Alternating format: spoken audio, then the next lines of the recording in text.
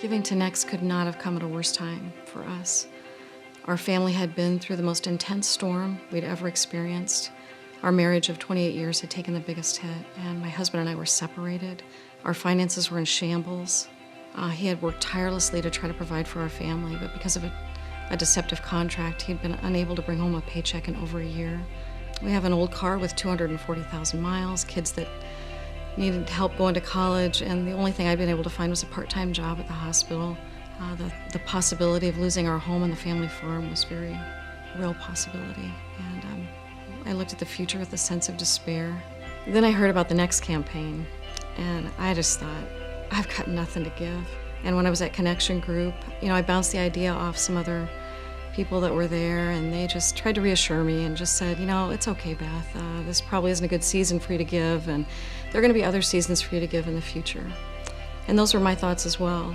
During this season of intense pain, I was having the most incredibly deep, intimate, precious times with God. I would bring all the broken pieces to Him and just say, I don't have any power to fix this, God. I don't know what you'd have me do. What would you have me give to Next? And right away, my mind flashed to Jesus and His disciples, watching the poor widow give her last 2 cents to live on. He didn't say, you know what, maybe this isn't a good season for you to give, and there'll be other seasons for you to give in the future. Then my mind went to another church leader that had pledged to give $10,000, and I felt God was asking me to do the same. I was thinking, God, are you looking at the same circumstances I am? At that time, as I wrestled with this before God and just asking Him if He really wanted me to do that, and if I had the faith to believe in Him, if my God was that big in my heart.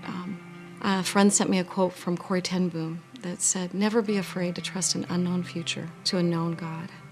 And that was the catalyst He used to just strengthen my faith. So I filled out my pledge card for a $10,000 over a 3-year period, and I trusted God for it. Soon after I wrote my first check to Next, God opened a department leader position at the hospital that I was completely unqualified for. I had no experience, and indeed, God intervened for me, and God gave me the position. And this was the first of many divine reversals to come. While I was drifting in that sea of pain for a long time, I clung to the hope in Romans 8:28 that all things work for good for those who love God and are called according to His purpose. And soon after that, Troy gave a message on Genesis 50 about reconciliation, about forgiveness. His powerful personal story really compelled me, and God used that to speak deeply to me that indeed His plan was for me to reconcile with Ramon. That was the beginning of the biggest divine reversal.